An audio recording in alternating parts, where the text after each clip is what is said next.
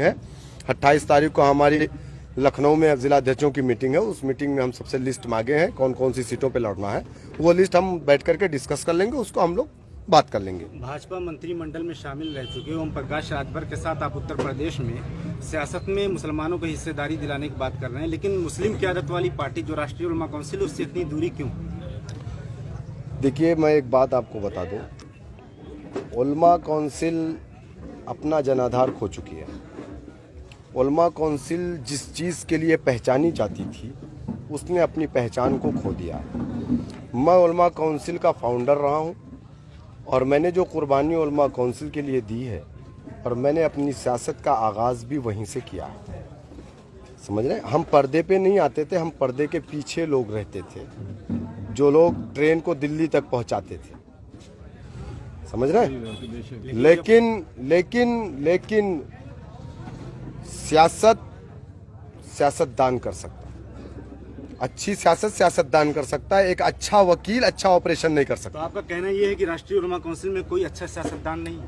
मैं ये क्यों कहूँ? मैं आपसे कह रहा हूँ कि एक वकील अच्छा ऑपरेशन नहीं कर सकता, एक अच्छा डॉक्टर जो सर्जन है वो अच्छी वकालत नहीं कर सकता। सियासतदान ही सियासत। इस वक्त हिंदुस्तान में लीडर कौन है? हिंदुस्तान में सियासत को उलमा काउंसिल कहीं ना कहीं अपने सिद्धांतों से भटक करके एक घर की पार्टी बन करके रह गई।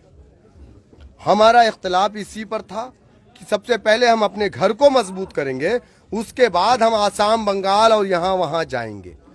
इस चीज को लेकर मोर्चा में जो 7-8 और पार्टियां हैं, उनका वजूद राष्ट्रीय उलमा काउंसिल से भी कहीं कम है, तो उन्हें शामिल करना। और आप राष्ट्रीय उलमा काउंसिल के प्रवक्ता हैं या आप प्रवक्ता नहीं हो? आप राष्ट्रीय उलमा काउंसिल की ही बात कर रहे हैं।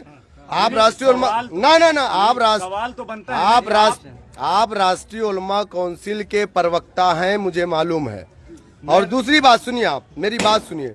भागीदारी संकल्प मोर्चा में कितनी पार्टियां आपको मालूम है?